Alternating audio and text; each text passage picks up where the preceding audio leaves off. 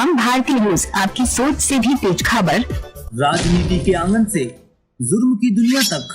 ग्रामीण इलाकों से शहर की गलियों तक, प्रदेश की हर छोटी बड़ी खबर से करेंगे आपको रूबरू। नमस्कार, आप देख रहे हैं हम भारतीय न्यूज। इस वक्त की सबसे खास खबर। जी 21 जुलाई को थाना नानपारा के क्षेत्रांतर्गत हाडी बसेरा गांव में सरयू नदी के पास एक जंगल है, वहां पर एक लगभग 20 वर्षीय लड़की का शव बरामद हुआ था, जिसके ऊपर सर नहीं था, एक हाथ नहीं था, अन्य कुछ उंगलियां मिसिंग थी और ये शव सिर्फ अपने अंडरगारमेंट्स में पाया गया था। तो तत्काल इसका संज्ञान लेते हुए सभी वरिष्ठ अधिकारियों द्वारा घटनास्थल का निरीक्षण किया गया था और पोस्टमार्टम की रिपोर्ट आने के उपरांत पुलिस द्वारा इस सूचना पर मुकदमा पंजीकृत कर अपनी जाँच शुरू कर दी थी और एसपी ग्रामीण महोदय और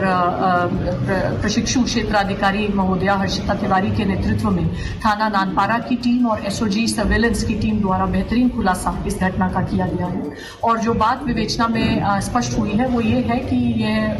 लड़की मुस्लिम समुदाय की थी और इनका एक प्रेम संबंध एक हिंदू समुदाय के लड़के के साथ चल रहा था। दोनों परिवारों में इस बात को लेकर तनाव था और दोनों को इस संबंध समाप्त करने के लिए हिदायत दी गई थी। फिर भी दोनों के द्वारा इस संबंध को जारी रखा गया। हाल ही में लड़की द्वारा लड़के से कहा जा रहा था कि उनको शादी कर लेनी चाहिए, जिसके फलस्वरूप इस लड़के द्वारा अपने एक सहयोगी के माध्यम से लड़की को बहला फुसला के एक सुनसान स्थान पर बुलाया गया, मोटरसाइकिल पर बिठाकर हाडी बसेरा के नजदीक इस जंगल में ले जाया गया। वहां पे पहले गला घोट के इसकी हत्या की और फिर ताकि शव की शिनाख्त ना हो सके एक बोगड़ा से इसका सर काटा गया, अन्य इसके बॉडी पार्ट्स को हानि पहुंचाई गई तथा इसके कपड़े भी उतारकर ये सभी चीजें आला कत्ल के साथ पानी में फेंक दी गई। तो इसमें बहुत परिश्रम के बाद और हमारी टीम द्वारा बेहतरीन इन्वेस्टिगेशन का उदाहरण देते हुए विभिन्न प्रकार के टेक्निकल और मैनुअल एविडेंसेस को इकट्ठा किया गया है। ये भी उल्लेखनीय है कि अभियुक्त द्वारा जो फोन नंबर्स यूज किए गए थे घटना कारित करने के लिए, जो वहाँ की टावर आईडी में आ रहे थे, वो भी घटना करने के बाद बंद करके पानी में ही फेंक दिए गए। और जो विभिन्न गुमशुदगियाँ निकटतम थानों में लिखी गई थी, निकटतम जनपदों में लिखी गई थी, उन सभी पे हम कार्य कर रहे थे और एक ब्रिलियंट इन्वेस्टिगेशन का उदाहरण देते हुए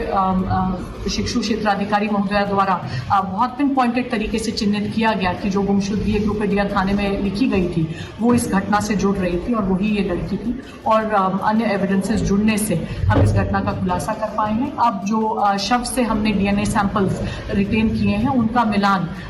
मृतका के परिवारजनों के डीएनए से किया जाएगा। अभियुक्त के कपड़े भी बरामद कर लिए गए हैं जो कि मृतका के खून से लेस हैं, घटना के दौरान यूज करके वहीं जंगल में छुपा दिए गए थे, उनसे भी मृतका के डीएनए का मिलान किया जाएगा। और माननीय न्यायालय से हम अनुरोध करेंगे कि इस दुर्दांत घटना के लिए दोनों अभियुक्तों को अधिक से अधिक सजा फास्ट ट्रैक ट्रायल के माध्यम से